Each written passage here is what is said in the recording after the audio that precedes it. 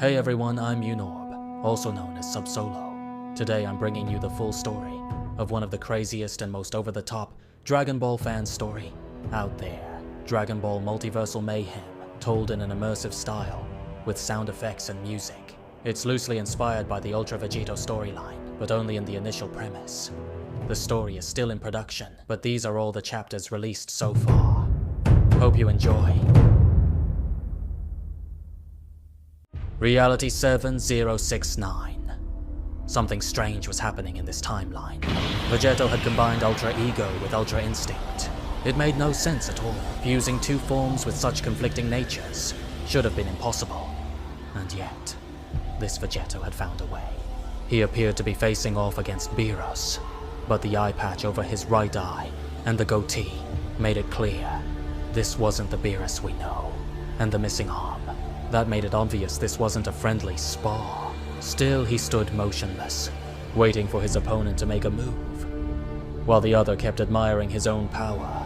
Separating the two was a massive crater, one so wide it stretched across the entire planet, almost splitting it in half. Beerus watched in complete silence, eyes sharp and focused, his expression deadly serious. At last, Vegetto locked his imposing gaze onto the God of Destruction.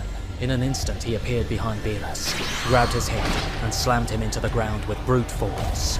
The impact created a massive crater, and the shockwave rippled across the entire planet. But it wasn't over yet. Vegetto, still holding Beerus's face in his hand, began to charge up energy, then unleashed a catastrophic point-blank blast. The sheer force of it tore through the entire planet, blasting Beerus straight out into space. He was sent flying, but quickly managed to regain control. And then, the God of Destruction exploded with power. His expression had changed. He was enraged.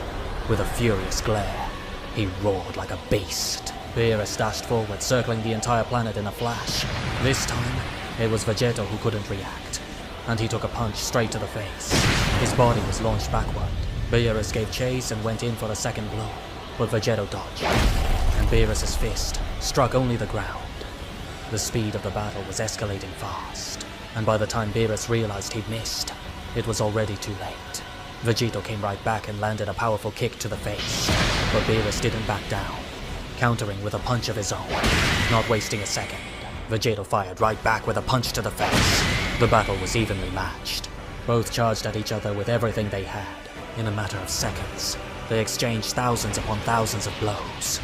The shockwaves from their strikes echoed across the universe, making the very fabric of space tremble. Both fighters gathered immense energy in their fists and struck at the exact same moment. Their fists collided in a massive clash. First came the flash. Then came the explosion, a colossal blast that spread across the universe, obliterating nearby planets in its wake. The flesh on Beerus's arm had been completely torn away. He looked up, only to see a massive sphere of energy hovering above, resting in the palm of Vegetto's hand. This was pure Hakai. It was as if Vegetto was waiting for something, a silent invitation. Neither of them spoke a single word, but Beerus understood. He spat blood, gathered his Hakai energy into his left hand, and it quickly expanded. Then Vegetto smiled. That smirk, and the look in his eyes, made it clear. He was confident.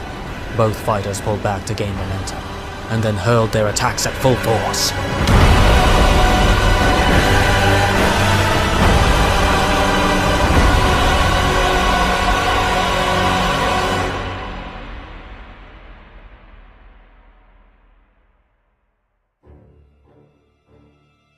One day later. Reality. 1 1 1 1 1 1 1 1 1 1 1 1 1 1 1 1 1 1 1 9. On a desolate planet, another battle was unfolding.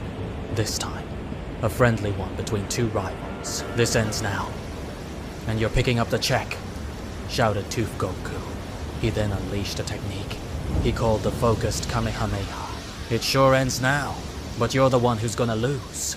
replied Vegeta Siramo, firing off his lightning Hakai technique. But suddenly, a blast. In an instant, part of Vegeta Siramo's head was blown away. Goku was stunned. He hadn't fired that shot. And then, the one behind the attack was revealed. Another Vegeta? What? What? What's going on here? Asked Tough Goku, completely lost. Then a familiar voice chimed in. That's not Vegeta you know, boy. It was an alternate version of King Kai. He continues to say, I am Mr. Kai, and I present the Kai Force, consisting so far of myself, Sniper Vegeta, and Hot Broly.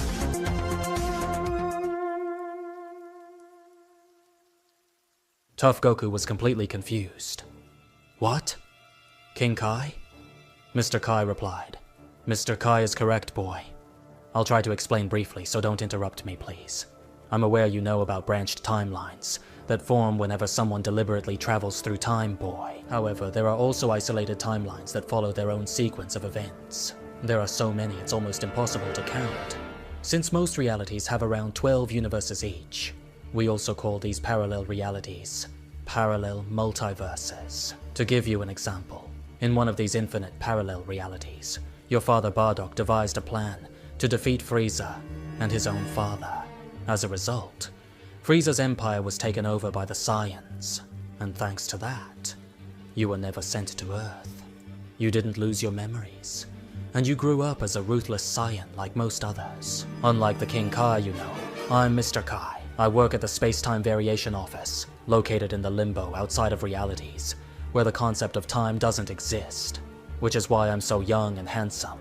At the office, my job is to monitor various alternate realities on my Multiversal Space-Time TV. It's not as fun as it sounds.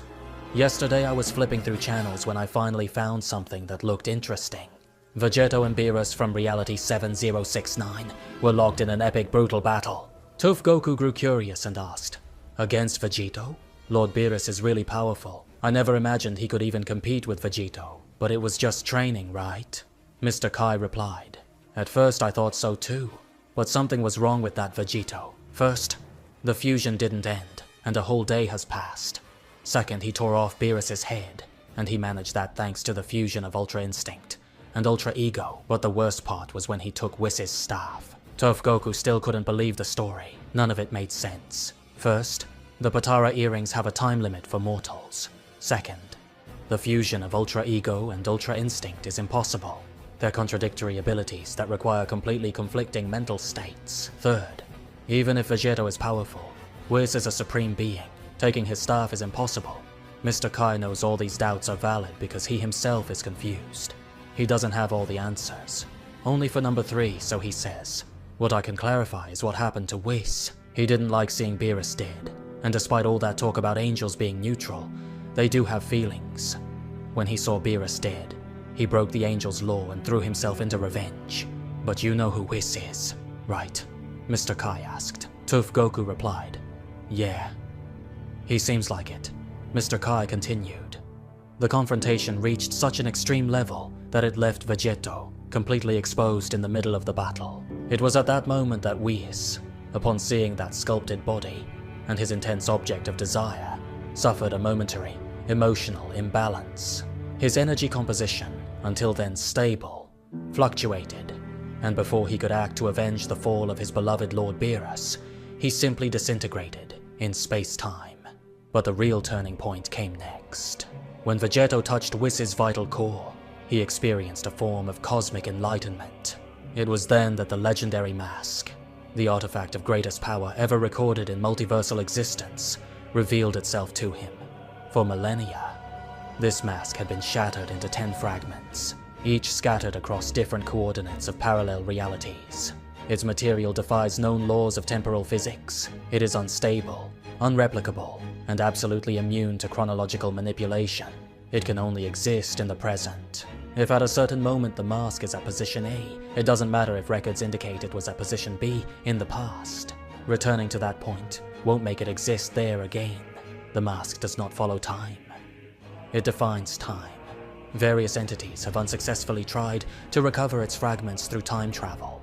All failed. The mask remains anachronistic, isolated from the linear flow, resistant to time in its entirety. If Vegetto manages to gather all 10 fragments, the fundamental structure of existence could be undone with a single command of his will. That's why I abandoned my post at the Space-Time Variation Office. I'm organizing an interdimensional task force to prevent this catastrophe from happening. Now Tough Goku, your time to choose has come. If you want to stay in your comfort zone, leading a predictable and routine existence, take the blue pill. But if you're willing to face the abysses of the multiverse, explore the unknown, and fight for the preservation of reality, take the red pill. So tell me, what's your choice?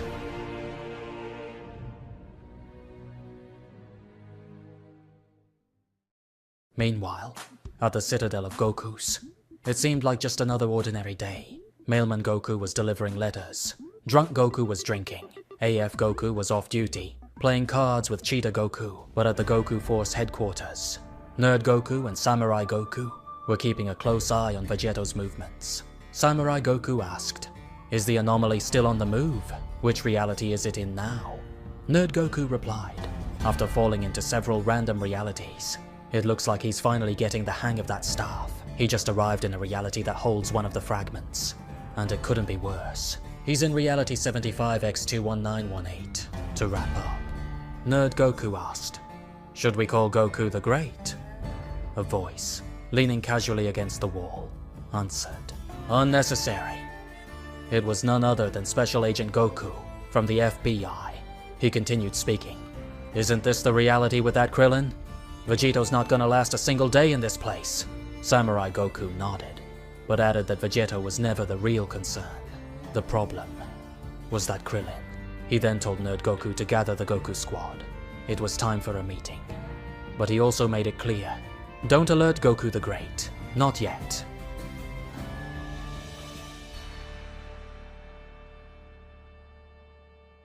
Meanwhile, in reality 75x21918, Vegetto had just arrived on Earth.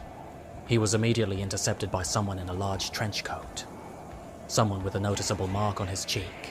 He pulled back his hood and dropped into a combat stance.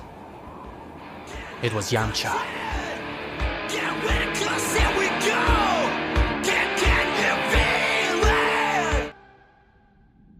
Reality 666. The Demon Realm. A world so cruel and terrifying, it makes hell itself look like a cozy nursery. Its seas aren't made of water, but of boiling lava, and its rain falls as blood. At the heart of this forsaken world stands the castle of its dark ruler, towering over the sea of fire. A massive, imposing bridge connects the castle to the rest of the realm, as if daring the gods themselves to try and cross it. And at the very center of that bridge, something begins to materialize out of thin air. A door forms in midair and slowly creaks open. From within, Tough Goku steps out, followed by the rest of the Kai Force, Sniper Vegeta, Mr. Kai, and Hot Broly. Mr. Kai scans the bridge ahead and spots several demons standing in their path. He turns to his companions and says, "Those are some of the demons guarding the gates of Hell, boys. They're not gonna let us through quietly." Each of them swore loyalty to the Demon King, and they revere him with absolute devotion. To them, protecting the gate is a privilege. So yeah, we're gonna have to fight, but I doubt the king will be very happy if we start eliminating his soldiers. So take it easy. Hot Broly cracks his knuckles and smirks. "Leave them to me." He starts walking forward with majestic intensity, each step making his overwhelming aura grow heavier. The gatekeepers don't wait. They charge, roaring with fury at the uninvited intruders. Hot Broly bursts into motion at top speed. He grabs a horned demon by the skull and plows through the others like a force of nature. Most are blown away, launched by the violent gusts left in his wake. The impact of Hot Broly's charge was so massive, it unleashed a violent gust of wind. Chunks of the bridge were blown away, flying into the lava below. Sniper Vegeta's cigarette was snuffed out by the blast, but he casually lit it again. Mr. Kai shouted, "Boy, I told you to take it easy.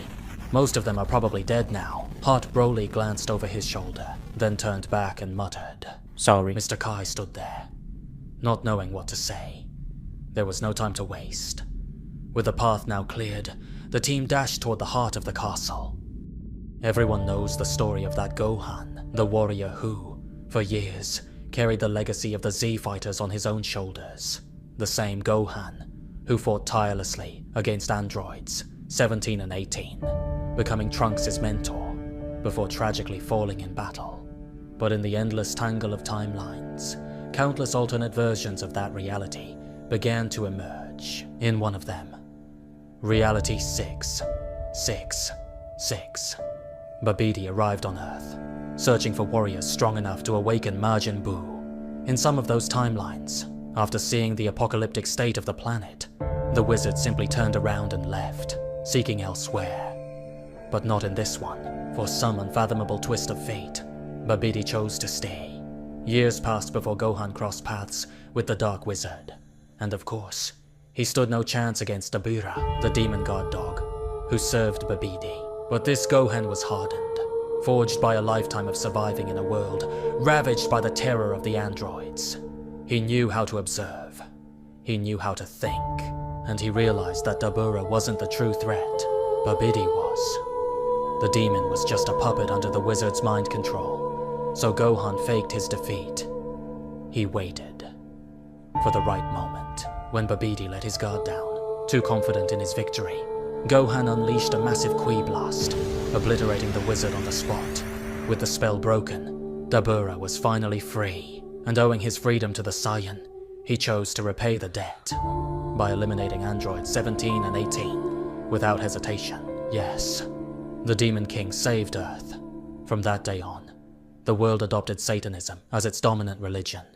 But that's beside the point. What matters is that Gohan and Dabura formed an unlikely friendship, and as weird as it sounds, it worked. Gohan began visiting the demon realm often. He found the place fascinating, that whole demons invading worlds and spreading destruction thing. Overblown. Mostly they just liked causing chaos amongst themselves. They were a masochistic bunch, hating each other so intensely it almost felt like love. Gohan thought it was hilarious, but he wasn't just there for sightseeing. Dabura became his master. Under his training, Gohan learned to wield a Hellblade, cast demonic spells, and amplified his natural power exponentially. Years passed, until an ancient demon, long imprisoned in the mortal realm, finally broke free. His name was Moro. Moro fed on life energy, and for a while, he wandered across Universe 7, draining the essence of creatures and planets alike. But eventually, he got bored, and boredom, in a millennia-old goat demon, is dangerous. He returned to the demon realm, seeking something, anything, to amuse himself. Without hesitation, Moro slaughtered Dabura, but he chose to spare Gohan, intrigued by the flavor of his energy. He thought, if he gets stronger, he'll make an even better feast someday. What Moro didn't expect was that a retired Makaioshin had been living deep within the underworld, hidden in plain sight, disguised as just another ordinary demon. His name was Michikabura. The old sorcerer performed a dark ritual to unlock Gohan's full potential, with a demonic twist. Thus, Gohan awakened his demon form, with hair white as ash, crimson pupils and black sclera. His new power pulsed with dark energy, the kind that made Gohan just a little too sadistic. It wasn't that he lost control. It was more like a hormonal shift, the natural side effect of channeling demonic, negative energy. With his newfound sadism, Gohan faced Moro, and brutally destroyed him, ripping off his head just as the monster had done to Dabura. A cycle completed, a debt repaid, with interest. Dabura had once saved Gohan's world. Now, Gohan had saved Dabura's. But Gohan, he was no longer just a mortal. No. That power clearly belonged to a demon. The throne of the demon realm now stood empty. It should have belonged to Mechikabura, but the old sorcerer refused. He preferred to remain in the shadows, far from titles and crowns. And so the choice became obvious to all. The most powerful disciple of the former king, the one who avenged Dabura. Thus, in Reality 666, Gohan became the king of the demon realm.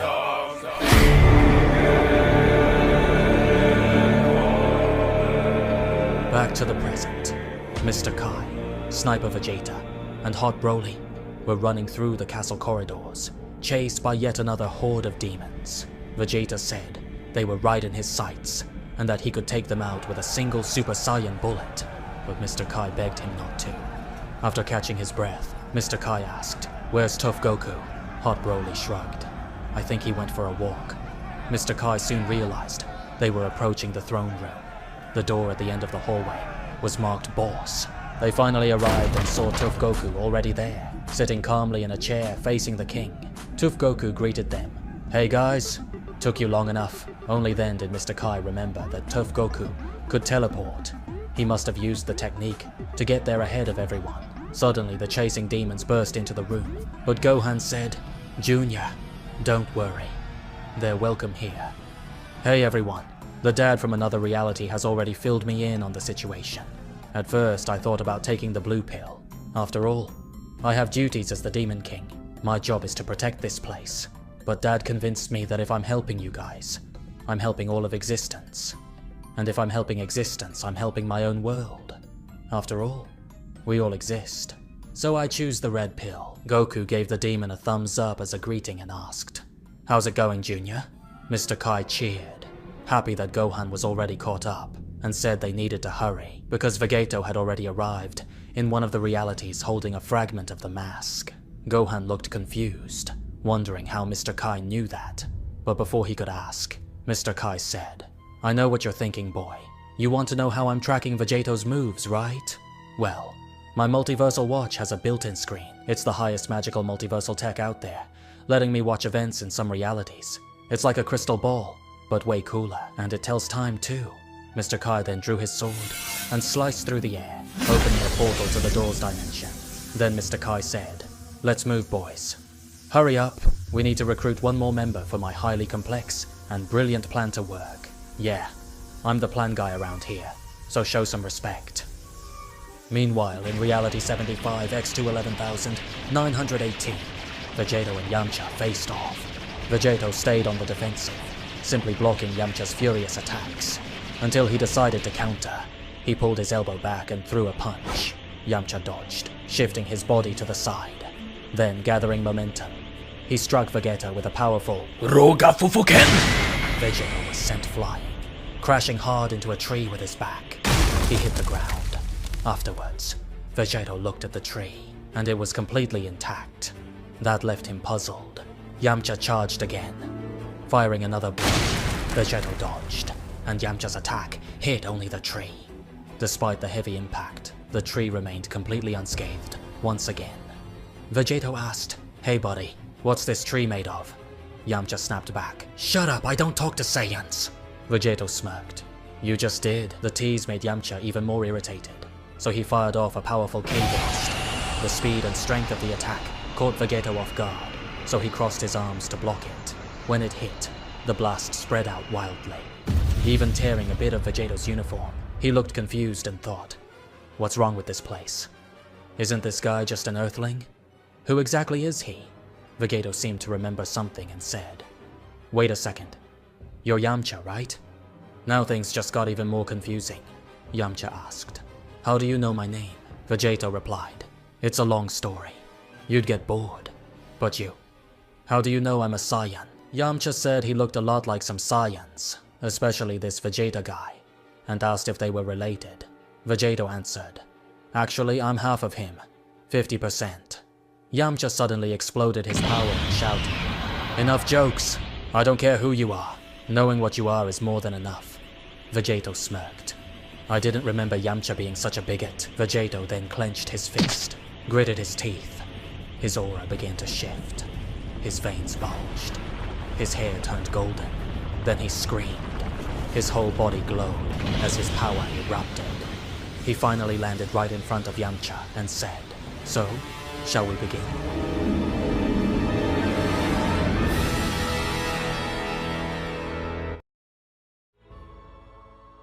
Unlike the story we know from Reality 3874487 68654, Raditz managed to break free from Goku's grip just before being hit by Piccolo's Makanko Sapo. That didn't stop the attack from hitting him. but instead of piercing straight through his chest, it struck his right side, near the ribs. In any case, Raditz was out of the fight, unable to get up. He was in excruciating pain and losing a lot of blood. This not only delayed his death by a few minutes, but made it even more painful. Just as in the story we know, Piccolo spoke about the Dragon Balls. Raditz then contacted Vegeta and Nappa through his scouting devices and said, "I won't last much longer, but now I know there's a way to return. Please come here quickly and bring me back to life." But Vegeta and Nappa made it clear in the broadcast that they had other plans for the Dragon Balls, and that Raditz would not be revived. Their response infuriated Raditz. He argued with them, calling them damned traitors. And soon after, he passed out. Piccolo was confused and decided not to finish him off, at least not yet. He wanted to ask him some questions later. Of course, he wouldn't let Raditz rest enough to fight again, or let the wound heal. At least that was the plan, but realizing he had been betrayed, Raditz ended up joining the Earth's warriors with a single goal: to get revenge on Vegeta and Nappa. To do that, he needed to get stronger. He began intense training alongside Gohan and Piccolo. The day of battle finally came. The Saiyan Prince proposed a sort of tournament. The Earth's warriors would face the Cybermen one-on-one. "Alright, I'll show them we're not here to play around," Yamcha began to say, but was interrupted when Raditz fired a K-blast, wiping out all the Cybermen at once. This proved his power had grown a lot. Before, his strength was about the same as those creatures. Not only had the Zenkai boosted him, but his K-control combined with training with Piccolo and Gohan had taken his strength to another level. He then said, "I'm not the same as before. I hate to admit it, but I learned a lot of useful things, fighting every day. With that Namekian, the final battle began. With Raditz's help, Nappa wasn't much of a challenge, and couldn't kill any of the warriors, unlike in the story we know. It was then that Vegeta noticed something. Raditz was always protecting little Gohan. To hurt him emotionally, Vegeta launched an attack at the child. Raditz sacrificed his life to protect Gohan, for whom he had grown fond over time. Later, Goku arrived on Earth, and easily defeated Nappa. Vegeta tried to execute his partner, but in this reality, Goku didn't allow it. After all, Nappa hadn't managed to harm anyone. Back in the present, at the Dragon Bar, Demon King Gohan said everything made more sense now. But something had sparked his curiosity, so he asked, "Wait, so we didn't go to Namek?" Nappa answered yes. Tooth Goku asked why, since Piccolo hadn't died in that battle. Meanwhile, Mr. Kai was ordering another beer from the bartender. Nappa, looking back, replied to Goku's question, "Because of that pile of manure over there." "Me?" Hot Broly asked, confused. The bald man clarified that he meant Vegeta, who was right next to Hot Broly. Sniper Vegeta didn't seem to care, just kept smoking his cigarette. Nappa, annoyed, complained, "I told you to stop smoking in here," to which Sniper Vegeta replied, "Who asked?" Furious, Nappa grabbed Sniper Vegeta by the throat. Vegeta, in turn, pointed his pistol at Nappa's abdomen. "Oh no, he pulled out his little gun," Nappa mocked. Vegeta shot back, "You should be afraid. This gun was materialized with immense power to withstand bullets made of pure Hakai." Nappa kept provoking. "Want to try shooting and see what happens?" While the tension rose, Demon King Gohan asked what Hakai was. Tough Goku explained, "It's a type of soul-erasing energy. It erases whatever it touches. Pretty much that. If someone dies from Hakai, they don't go to the other world. They just cease to exist."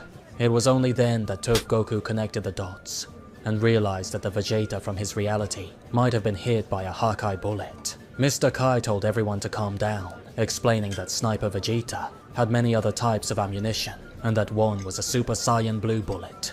But Sniper Vegeta admitted it was Hakai after all. Desperate, Goku asked, "Why did you kill my friend for no reason?" Sniper Vegeta replied, "It was a test. He failed. He didn't even sense the bullet coming, so he was useless." "Did you have to kill him?" Goku asked. "I do whatever I want, but I thought he'd dodge," Vegeta answered. While the argument went on, Hot Broly enjoyed his delicious gin and tonic. Meanwhile, in reality 11111111111111119, known as Tough Goku's reality, or 1X199 for short, Trucker Krillin called Bulma, but it was her daughter Bra who answered. "What is it, Baldy?" she asked. He replied, "It's kind of confusing. I woke up and saw a message from Goku. I'll read it to you. It's easier." The message said, "I'm going to save all timelines and fight my evil half-counterpart." Okay, fine, but then Vegeta got shot. Ask Charizard to bring him back. We're cool. I called Charizard everything under the sun, but he told me Vegeta doesn't exist. Bra figured the wish-granting dragon was on drugs and didn't care. Back at the Dragon Ball, an all-out brawl had broken out between Tough Goku, Sniper Vegeta, and Bartender Nappa, while Demon King Gohan and Mr. Kai tried to break it up. Then a voice said, "Dear, I told you. No fighting in the Dragon Bar." It was Miss Briefs, better known as Bulma's mother, carrying a baby dinosaur in her arms. Nappa walked over to her, leaned in and said, "Sorry, my love," then kissed her on the mouth. Goku and Gohan were shocked, but for different reasons. Gohan was shocked that Bulma's mom was romantically involved with Nappa. Goku was shocked she was holding a baby dinosaur. This confused Gohan, so he asked, "Don't dinosaurs exist where you live?" Mr. Kai started explaining the difference between realities. "I'll explain, boys. In Tough Goku's reality, many years ago, a meteor hit Earth and wiped out the dinosaurs. But in most of your realities, the meteor just passed close by. It never hit. That's why dinosaurs still exist here. The meteor's impact also changed the planet's geography, so your lands." Mr. Kai realized he was being completely ignored and stopped talking. Demon King Gohan and Hot Broly chatted privately about what Nappa would look like as a Super Saiyan, while Goku laughed at Vegeta for being his brother-in-law. But Sniper Vegeta didn't know Bulma, so he didn't get it. Hot Broly asked Nappa directly what happens to his bald head when he transforms into a Super Saiyan. Nappa revealed he'd never been able to turn Super Saiyan and believed it was because of his age. Demon King Gohan was puzzled. "What do you mean? I thought Mr. Kai was only recruiting the strongest." Nappa said he was very strong. Sure. But the enemy's on another level. If you can't even transform into a Super Saiyan, you can't match them, Gohan explained. Before Nappa could respond, Mr. Kai said, "Attention! Sorry to interrupt your chit-chat while the fate of existence is at stake, but Yamcha has just been killed."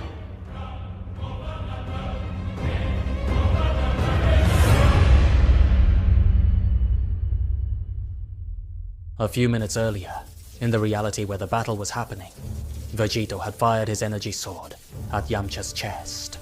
But for some reason, it didn't go through. "What? But he doesn't have Kai there, I'm sure. How didn't it pierce?" Vegetto wondered. The concentration of Ki in Yamcha's fist spread outward, forming an energy sphere. Yamcha gathered this sphere in a Kamehameha stance and said, "You fell right into my trap, filthy Saiyan. Now die." He put all his power into that attack. Vegetto's first reaction was to stretch his arms out to try to block it. But in his base form, it was like his body was paper before that blaze. To make things worse, Yamcha revealed his final trump card, Maximum Kaioken. If his attack was already powerful before, now that it was multiplied, it was even deadlier. Vegetto's second reaction was to begin transforming into a Super Saiyan. After all, it was the only way to match that attack and survive. However, there are processes for the Super Saiyan transformation to occur. It's not just an instant Kai boost, it's an aura change. If Vegetto were already at Super Saiyan level 1, he wouldn't go through these processes to jump to level 2 or 3, because in that case, it's only an aura increase. These three forms share the same golden aura, but whenever there's an aura change, like in this case, from the neutral aura of base form to the golden Super Saiyan aura, it's suppressed into the spirit's core, where the change happens. The speed at which this occurs is so fast it feels instant, but in a fight at this level, every millisecond counts. When the aura change happens, it spreads rapidly through the user's body, but it reaches some places faster than others, for two reasons. First, distance. The head, for example, is closer to the spirit's core than the feet, so the aura reaches the head faster. Second, dominant side. Vegetto is right-handed. When a right-handed person starts walking, they take the first step with the right leg. When fighting, the first punch is usually with the right fist. Writing, eating, and other actions follow the same pattern. It's something ingrained in the subconscious, and it even affects the aura's distribution speed, making it reach the right side of the body before the left. The time difference may not even be half a second, which is why it feels instantaneous. But we're not talking about fighters moving at normal speed. Half a second in these moments can be an eternity. Vegetto and Yamcha roared like desperate beasts, until a massive explosion erupted. The blast hurled Yamcha far away. The Kaioken had drained him drastically, and he struggled to stand. Then he looked ahead, when the smoke cleared. It revealed that monster. In that moment, Yamcha was overcome with terror.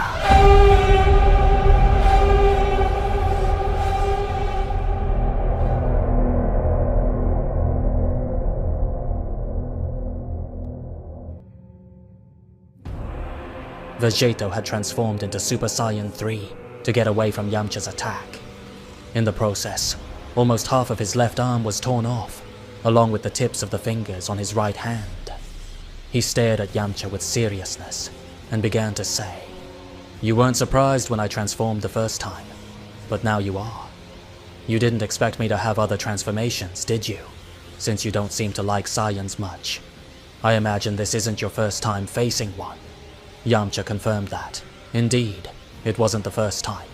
Vegetto, while watching the severed tips of his fingers, answered, "I see. So the Saiyan you faced could only use the first level of Super Saiyan. The one I'm using now is level 3. This one is level 2. It should be enough for you," Vegetto said, lowering himself to Super Saiyan 2. After that, he continued his reasoning. "When we started fighting, you thought you were superior to me. That's why you didn't attack with everything from the start. When I revealed my Saiyan form, you realized I was stronger, so you changed your stance and strategy. I considered myself clever for understanding your tactic of leaving your body unguarded to strengthen the attack, moving and concentrating your aura quickly. But you didn't even try to hide that. In fact, you wanted me to notice so you'd lure me into a trap. You were just waiting for me to counterattack, to play your final card. But something intrigues me. I'm sure you had no energy at that point, so how did you resist my attack?" Yamcha didn't answer. He remained totally silent. But Vegetto kept observing and noticed that, despite being dirty, Yamcha's shirt was not damaged at all. He said, "I see. This shirt of yours is a bit dusty, but it hasn't torn at all, unlike the rest of your clothes, which now look like old rags. That shirt is a kind of disguised armor, with some magic that makes the energy embedded in it impossible to see. A magical object or something like that. I don't know much about magic." Then Vegetto realized that if he had aimed at the leg instead of the chest, Yamcha would be dead. "Wait a second. If I had aimed for your head instead of your chest, you would be dead." Yamcha's near-suicidal strategy earned him Vegetto's respect. Yamcha retorted that his opponent talks too much and doesn't even seem like a Saiyan, because according to him, those animals just roar and destroy, without even saying why. "Finally we're talking," Vegetto commented. He concluded that the land of this reality had been invaded, and that perhaps that had something to do with this Yamcha being absurdly powerful. He continued, "We, former members of Frieza's army, really had that habit. It was just work. Don't take it personally. Answer me this. What is wrong with this planet? It's too resilient, even after your attack. The ground is still intact." Yamcha replied, "Doesn't matter." Vegetto was disappointed. "And here I thought we were starting to understand each other. It may sound absurd, but in the reality I come from, we're friends. I mean, Goku and Vegeta, not me. Sometimes I forget I'm neither of them. It's this brain that confuses me all the time. And to be fair, the friend was Goku. After all, Vegeta ended up with Bulma. That's not something a friend does." At that moment, Yamcha burned with fury, and once again awakened the maximum Kaioken.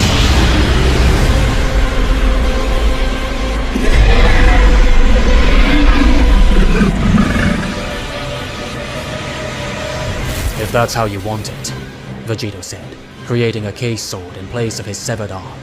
The two walked toward each other, until their auras were about to collide.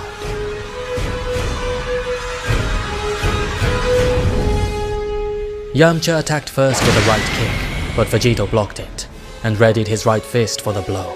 Yamcha parried the attack with his left arm, but Vegetto's sword was already ready to strike. Yamcha countered with his right arm, but Vegetto was faster, and passed it between the Earthling's left chest and shoulder.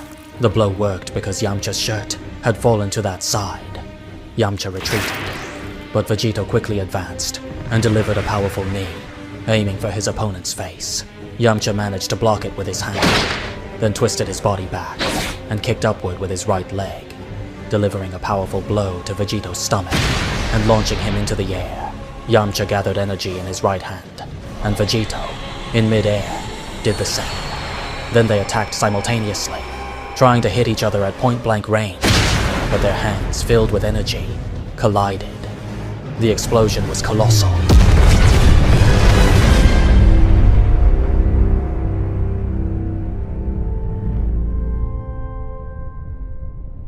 When the smoke cleared, they were holding hands.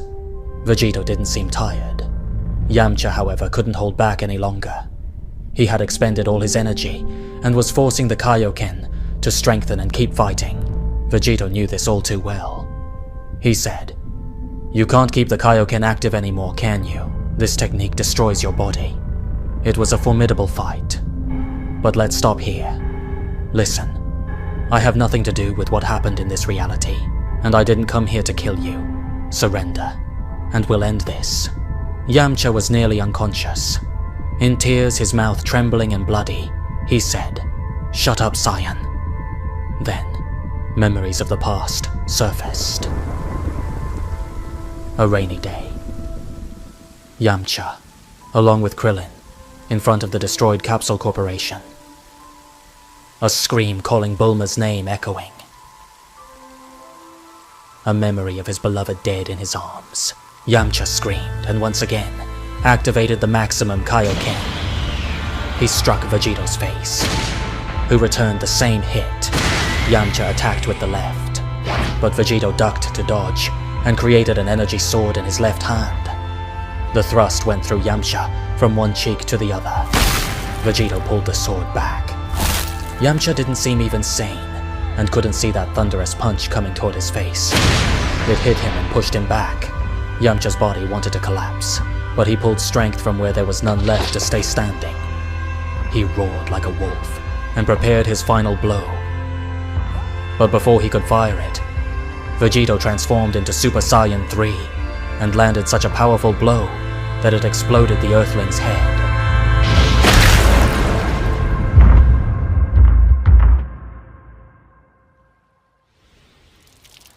He walked a few steps until he stopped in front of the lake.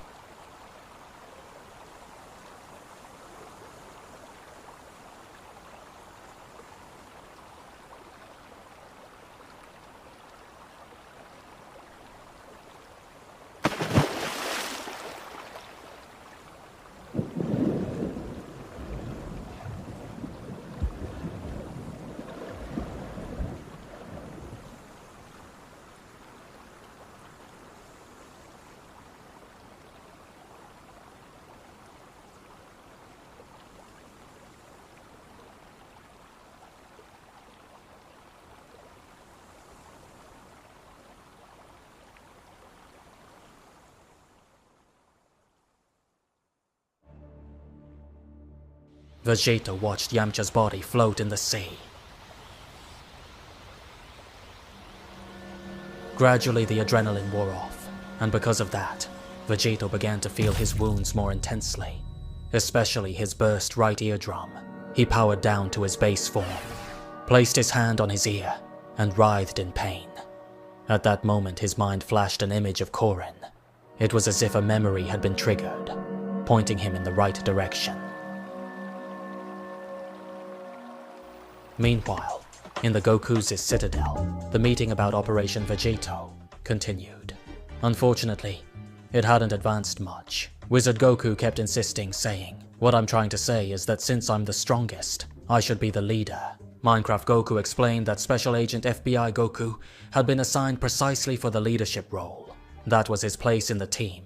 Wizard Goku then replied that, if that's the case, Special Agent FBI Goku doesn't even need to come along, since he was a much better leader. Furious, Special Agent FBI Goku stood up and hurled his baton at Wizard Goku, but the object just kept moving endlessly forward and never reached him. Wizard Goku said that Special Agent FBI Goku should book a session with Psychologist Goku, since all this stress was far from normal. Then Wizard Goku started thinking of names to replace Special Agent FBI Goku in the team. How about Drip Goku? He asked. Nerd Goku replied that just the day before, there had been an incident involving Drip Goku and Scarface Goku, and right now Drip was hospitalized, while Scarface was locked up. Wizard Goku asked about Pirate Goku, but Samurai Goku explained that at the moment, he was at the training center with Goku the Great. Both were helping some rookie Gokus practice Ultra Instinct control, and since the initial idea was not to alert Goku the Great, the ideal would be to leave out anyone with him. Wizard Goku agreed, saying he didn't want Goku the Great stealing all his glory, so he suggested Joker Goku. Special Agent FBI Goku said that out of all the Gokus, Joker was the only one he hated more than Wizard Goku. Samurai added that Joker was also in jail for stalking GT Goku. Minecraft Goku hoped he'd stay locked up for a long time, since before GT Goku arrived at the Citadel, Joker had been constantly stalking him. He even said, if it were up to me, he would have already been expelled from the Citadel. Meanwhile, at the sheriff's office of one of the small towns within the Citadel, Joker Goku sneezed, accidentally hitting the prisoner in the next cell, Scarface Goku. Damn you! Do you have to sneeze on me? Scarface shouted. Joker apologized, saying he was just so close because the prisoner in the other cell kept smacking him on the head with a staff. That other prisoner was one of the most psychotic members of the Citadel. He was known as Droog Goku. He stared at the others in their cells with a malicious grin. With his feet propped up on the desk, Sheriff Goku scolded Deputy Goku. Can't you see that bum is armed? The deputy said he'd already confiscated the staff several times, but Droog always conjured another one with his powers. Joker Goku commented that Droog was the materialization type. At that moment, Scarface Goku called out to the sheriff and asked how much longer he'd be kept locked up. The sheriff replied, I don't know. You still have to go through that so-called therapy. The one who'll decide if you're fit to live in society is Psychologist Goku, and you'd better behave, because at best you'll get out on bail. At worst, you'll go to trial, and might even be expelled from the Citadel. And from what I hear, the Time Variance folks and the Supreme Kai of Time are after you.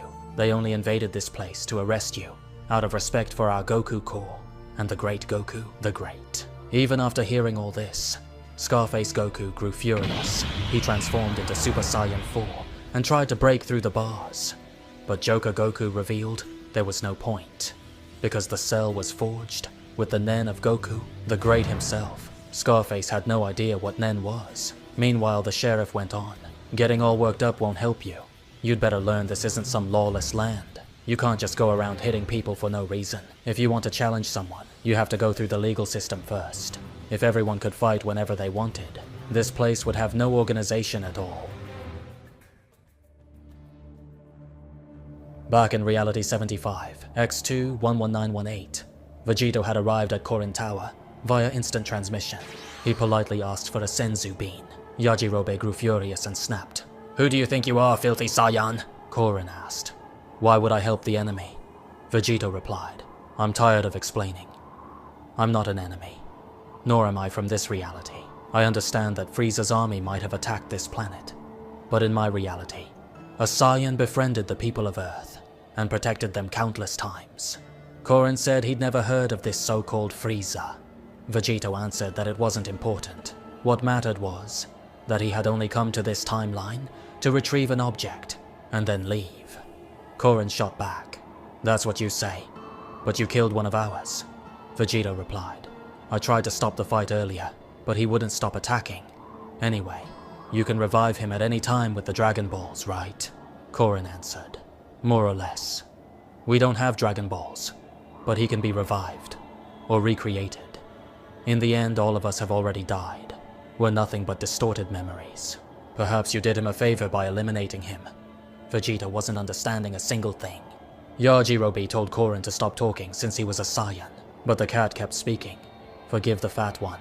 We are all the product of a resentful being, but that resentment isn't truly ours.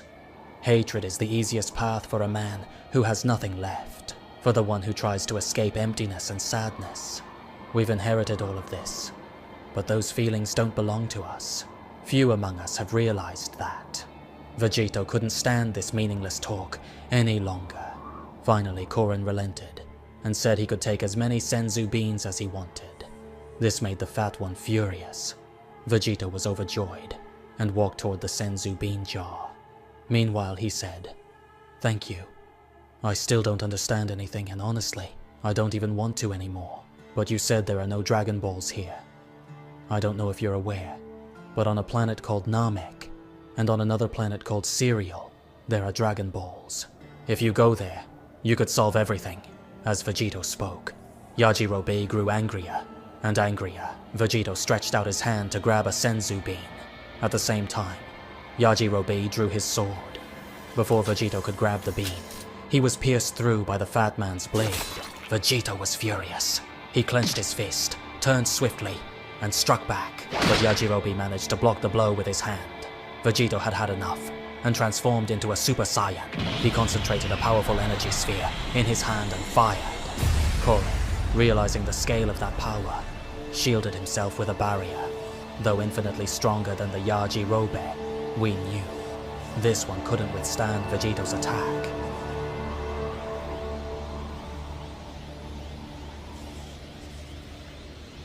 Meanwhile, someone was aiming at Vegetto's back. Closer, closer. Suddenly, the attack hit him. The barrage continued relentlessly, pushing Vegetto far away from the tower. The Saiyan managed to turn and was confused. He thought, "These attacks don't hurt that much, and yet I can't avoid being pushed back." The blasts carried Vegetto farther and farther, until finally they stopped. Vegetto was puzzled, but soon sensed a presence above. He looked up, but before he could see who it was, he was struck by a massive energy beam. The blast hurled him into the sea, and nearly struck a shark. Vegetto collided with the shark, glanced back, then began to release his energy. Violent waves erupted, as Vegetto's power boiled some of the seawater into vapor. Then it began to rain. At that moment, the one responsible for the attack from the skies was revealed. It was Chaos. Meanwhile, Ten Shinhan arrived at Korin Tower. He looked exhausted, his nose bleeding. That was the price of having used so many of those blasts to push Vegetto away. He grabbed a senzu bean from the jar and ate it. Afterward, he destroyed the entire jar, along with the remaining beans. He then walked to the edge of the tower, preparing to head toward the Saiyan. But before leaving, Korin said, "Just let him take what he wants. You don't need to fight." Ten Shin replied, "I'm a fighter. That's what I do." Korin then asked, "Does Chaos agree with that?" Ten Shin didn't answer. Meanwhile, Vegetto emerged from the sea and reached an island. He created an energy sword in place of his destroyed arm and tried to cut Yajirobe's blade, still impaled in his ribs. But Vegetto couldn't even scratch it. The sword's resistance impressed him. Suddenly, Chaos appeared, sitting on a rock nearby, and asked, "Want me to pull it out for you?" Vegetto quickly turned around, but Chaos had vanished. He reappeared behind the Saiyan and yanked the sword free with force. Then he stabbed it into the ground. Vegetto cried out in pain. He looked at Chaos and asked, "So what now? You gonna attack me again?" Chaos replied, "Ten Shin will fight you. Right now he's at Korin Tower. I suggest you use this time to heal that wound." Vegetto didn't trust the little one, but followed his advice. He placed his energy-wrapped hand over the wound to treat it. Suddenly, Chaos was holding Vegetto's scepter in his hands and asked, "What is this?" Vegetto shouted at him to give it back. In that instant, Chaos touched the orb on the scepter. He froze in shock and dropped it. Vegetto asked if he had also seen the mask, but Chaos didn't even hear him. He just kept screaming, "It's not me, it's not me, it's not me!"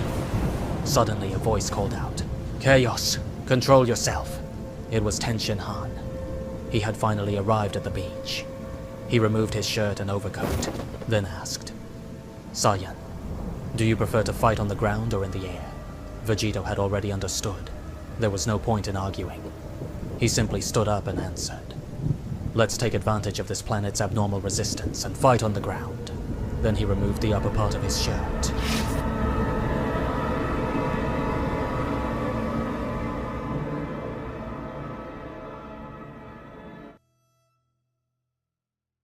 Vegetto transformed into Super Saiyan 2 and conjured a Keyblade in place of his severed arm. At the same time, Tenshin Han took his stance and pushed Kaioken to the max. Both locked eyes, preparing for the deadly clash.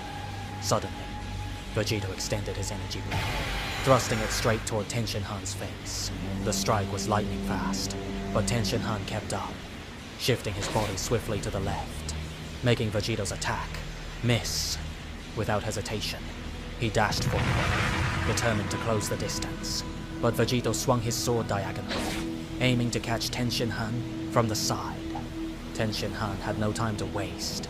He halted his advance and leapt back as fast as he could. The blade's tip came within a hair of slicing his throat. The attack's reach was massive.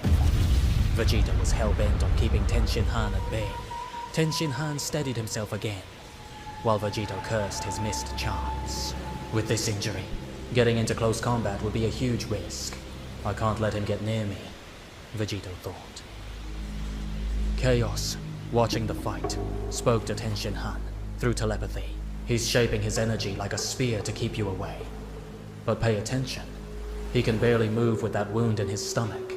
If you manage to get close, Tenshin Han finished the thought. I win. The tension on the battlefield spiked. Tenshin Han began to move, slow, calculated steps carrying him to the side.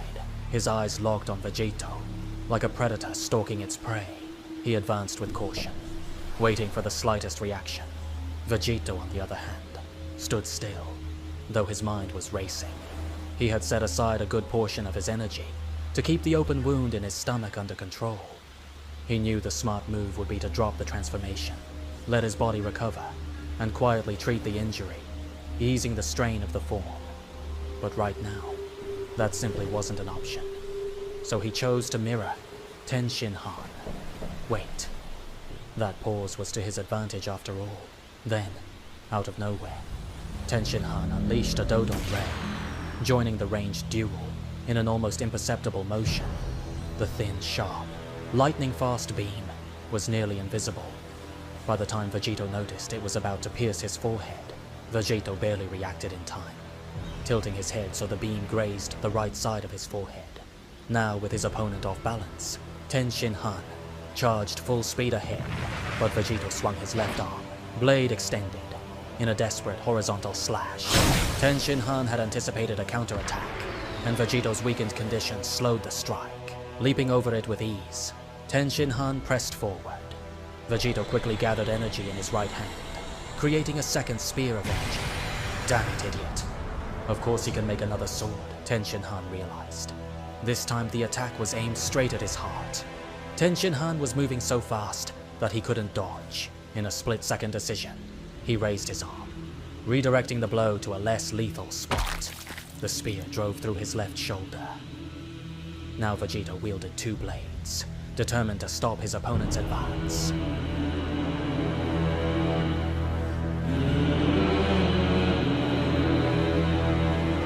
Now the two warriors locked eyes once more. Chaos linked his mind with Tenshin Han's. You almost died. If you hadn't used your arm to deflect, that strike would have pierced your heart, Tenshin Han replied firmly. I know, but it's under control. Chaos pressed on. You never should have taken off the shirt Kuririn made for you. That blow wouldn't have gone through. Can you still move your arm? Tenshin Han shot back. If it were easy, it wouldn't be fun. My arm's immobilized, but I can move it with telekinesis. Now shut up and let me fight. Vegetto braced himself for another charge.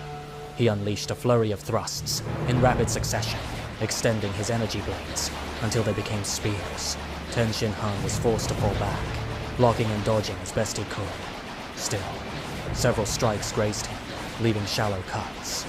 And yet, Vegetto's plan was working. Yes, it's working. Keep him far away, until I recover. At that moment, Vegetto focused his energy into his wound. The problem was, his kidney had been pierced. He wasn't only channeling energy to treat the injury, but also to compress the organ, sealing the hemorrhage, and stopping blood from spilling into the abdominal cavity. Without that, his blood pressure would plummet, leading him into hypovolemic shock, and then death. The true danger lay in the silent transformations themselves. Each one imposed brutal strain on the body. The aura generated internal pressure, accelerating the heartbeat and rushing blood through his veins. The stronger the form, the greater the risk of his wound, tearing wide open. That's why infinite power wasn't enough. The body had to be conditioned to withstand its own energy. Divine forms had certain advantages, like cauterizing shallow wounds with the intense heat of their aura. But when it came to damaged internal organs, the injuries were deep, lethal, and impossible to seal. Now Vegetto was barely clinging to Super Saiyan 2. He wasn't even sure his body could endure the crushing pressure of level 3. Chaos could hear every one of Vegetto's thoughts, and once again spoke into Ten Shin Han's mind. He's treating his wound while keeping you away. You can't let him seal that kidney. Finish this now. Fly around the planet. Strike from behind. Anything. How long do you think your body can handle Kaioken? Just then, one of Vegetto's thrusts grazed Ten Shin Han's cheek. In response, he growled back mentally. I already told you. Let me fight. Then, shouting aloud, he roared. And stop talking in my head. You know how much I hate that. Vegetto blinked in confusion. Are you talking to me? Ten Shin Han stretched out his arms and snapped back. It's nothing. Focus on the fight. Something began to emerge from his back. Vegetto lunged with another thrust from his right arm, but Ten Shin Han manifested a third arm to grab the energy spear. Vegetto immediately attacked with his second blade, but Ten Shin Han mirrored the tactic, summoning a fourth arm. The blade stabbed through the palm of Ten Shin Han's conjured limb, tearing it apart. Furious, Ten Shin Han charged in. His extra arms disintegrated under the searing energy, but it didn't matter. He had closed the distance. He smashed his forehead into Vegetto's skull with a brutal headbutt. Vegetto staggered, and Ten Shin Han followed with a crushing punch to the face. Vegetto tried to counter with his blade, but Ten Shin Han dodged and slammed an elbow into his nose, immediately followed by another devastating punch in the same spot. Without giving him a breath, Ten Shin Han launched a ferocious right kick. The strike landed squarely on Vegetto's open wound. The impact shattered the energy, compressing his organ, releasing the blood. Vegetto collapsed into shock. His body nearly crumpled, but at the last second he forced himself upright. The hemorrhage made him vomit a torrent of blood. He desperately poured energy into his liver to restore circulation, but at the same time, Ten Shin Han was preparing his finishing strike. Damn it, please body, hold on, Vegetto begged himself. He forced his power higher, triggering the transformation into Super Saiyan 3, his last gamble to end the fight, just as he had against Yamcha. One single blow was all he needed. Ten Shin Han pressed forward relentlessly. Meanwhile, Vegetto gathered power into his right hand as his hair lengthened, his aura roaring. Super Saiyan 3 was seconds away, but suddenly the transformation collapsed. His body froze in place. What? I can't move, Vegetto thought in panic. Ten Shin Han's fist kept driving forward. In his base form, Vegetto had no hope of surviving that strike. The blow's shockwave split the ocean behind him. But Ten Shin Han stopped his fist just centimeters from Vegetto's face. Chaos, release him, Ten Shin Han commanded. Chaos had sensed Vegetto forcing his body into Super Saiyan 3, knowing Ten Shin Han wouldn't survive the counterattack. So he had frozen Vegetto's body in place. Reaching into Vegetto's mind, Chaos declared, I know you are about to transform. If you do it, I'll kill you. Vegetto, catching his breath, muttered, all right. Meanwhile, Ten Shin Han's body was beginning to wither under the crushing strain of Kaioken. Vegetto focused energy on his wound once again. Then he began reflecting in silence. Just wait until I recover, you little runt. Once I can unleash my full power, I'll wipe both of you out in no time. Chaos stared blankly, thinking, this idiot still hasn't realized I can read his mind? But Vegetto's thoughts continued. I'm only hesitant about using that form. After the fight against the god of destruction, I had to rest for an entire day before I could even move normally again. I'd better save it for the final battle. With how strange this reality is, there must be even more powerful warriors out there. I still haven't come across Krillin, Maybe he's strong here too. And since this place has no Dragon Balls, maybe Piccolo doesn't exist here. If he did, surely he'd be the strongest of them all. Tenshinhan finally attacked again, this time unleashing the Shinkikoho. Vegetto, still in his base form to ease the strain on his body, couldn't react in time and was blown backward. He thought to himself, that weird attack again. It doesn't hurt. It doesn't even feel that strong. And yet my body gets shoved back, almost as if it suddenly turns weightless. Chaos connected with Vegetto's mind to explain. You're forced to fall. That's called a pact technique. You give something in exchange for a guaranteed effect. Tenshin redirected the damage of the ability into his own body in exchange for an absolute push. The pact turns the technique into a rule. No matter your power, you will always be repelled. That is the Shinkikoho. Vegetto gritted his teeth. So this lunatic is damaging himself just to push me down? That move would be insanely useful in the Tournament of Power. After breaking Vegetto's balance, Tenshinhan rushed in.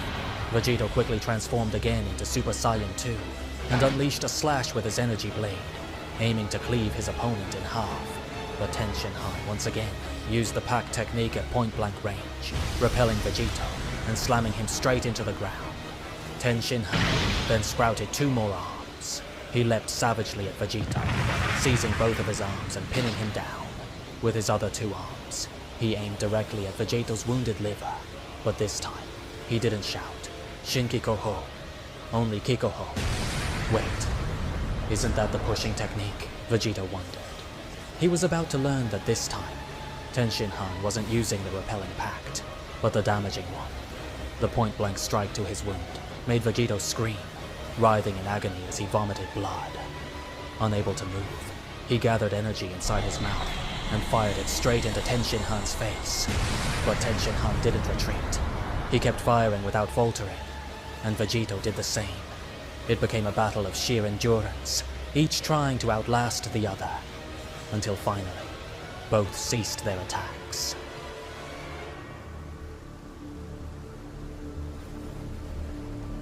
The flesh on Tenshinhan's face was torn open, and so was Vegetto's abdomen.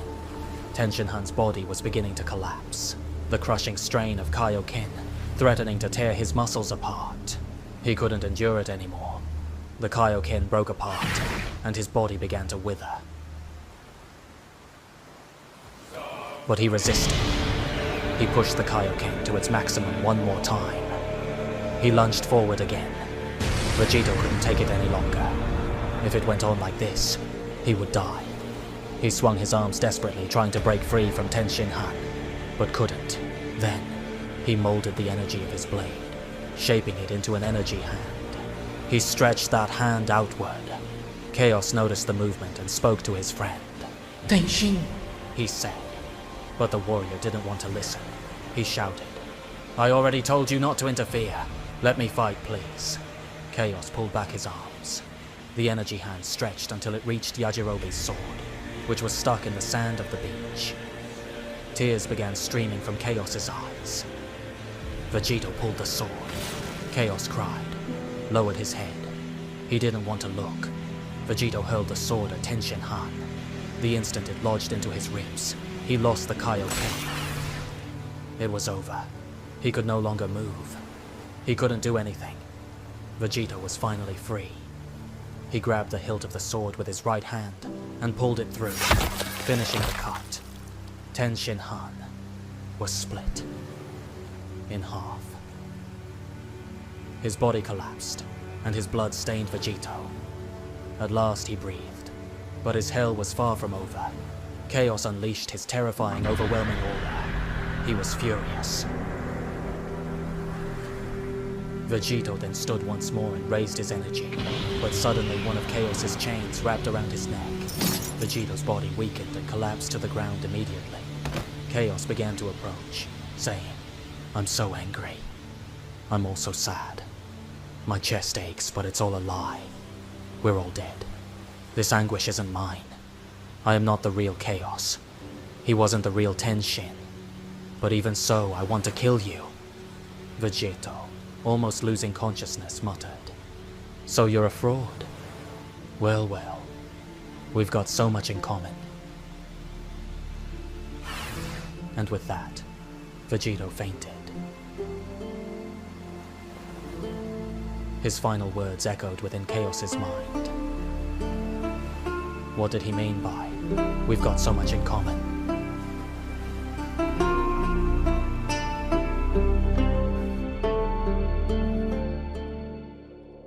Thanks for watching all the way to the end.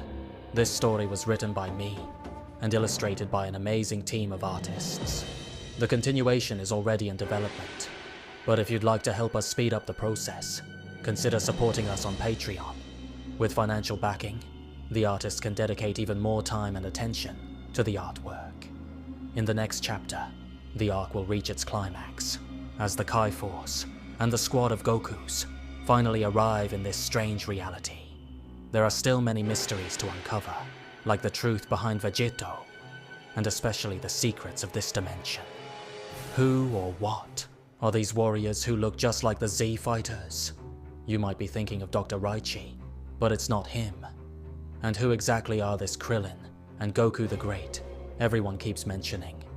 I hope I can keep this story going all the way to the reveal of these mysteries. Anyway, thank you, and see you in the next one.